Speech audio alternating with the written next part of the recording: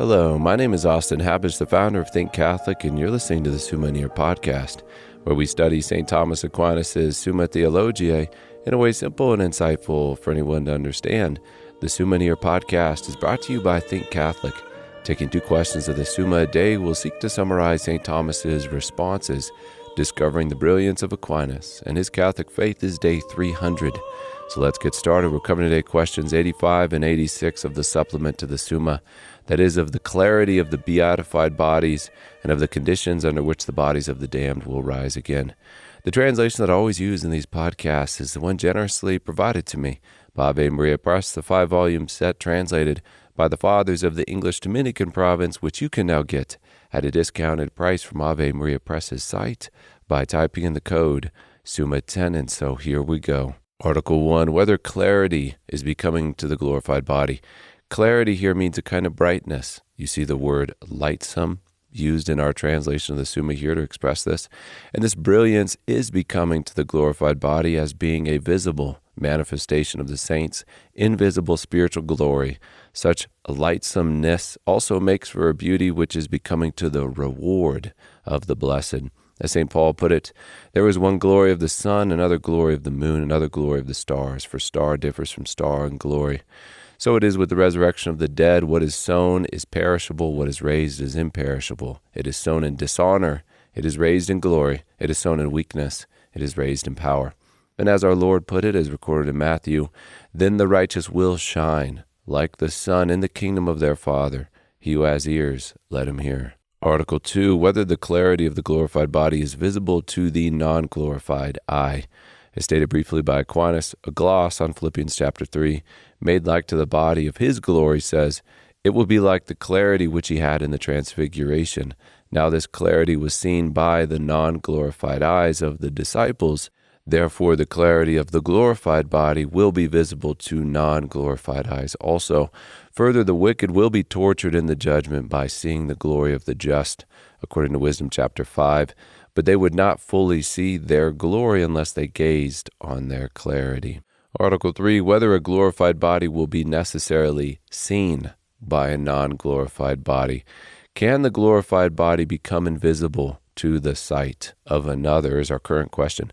And since a colored thing is seen by me because it is acting upon my eye through the illumined medium between us, so too since the soul is the source of existence and operation of the body, and since the blessed will have perfect grasp over the operations of their body, then they will be able to will to not be affecting the medium between them and the powers of sight of another, which would make them invisible.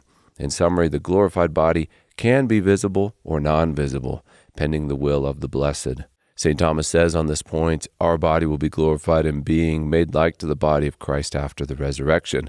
And after the resurrection, Christ's body was not necessarily seen. In fact, it vanished from the sight of the disciples at Emmaus. That's Luke 24. Therefore, neither will the glorified body be necessarily seen. Further, there the body will be in complete obedience to the will. Therefore, as the soul wills, the body will be visible or invisible. And we can now turn to question 86 of the conditions under which the bodies of the damned will rise again. Article 1, whether the bodies of the damned will rise again with their deformities. The entire human body of the damned will rise again with the health required in order to feel fully, comprehensively, and endure continually the torment corresponding to their evil in hell. They will also not be given the glorified attributes which are given to the bodies of the saints. In St. Thomas's words, there will be nothing in the damned to lessen the sense of pain, but sickness hinders the sense of pain by weakening the organs of sense, and in like manner the lack of a limb would prevent pain from affecting the whole body.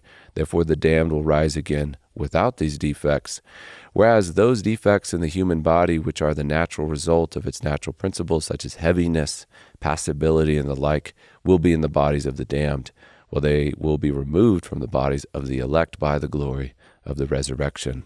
Article 2, whether the bodies of the damned will be incorruptible. The damned will continue to live forever in their bodies and not be able to die again. This is the gist of our author's response in this article. As stated simply within it, It is written in Revelation chapter 9, "In those days men shall seek death, and they shall not find it. And they shall desire to die, and death shall fly from them. Further, the damned will be punished with an everlasting punishment, both in soul and body, as our Lord said in Matthew 25, these shall go into everlasting punishment. But this would not be possible if their bodies were corruptible. Therefore, their bodies will be incorruptible." Article 3, our last article, whether the bodies of the damned will be impassible.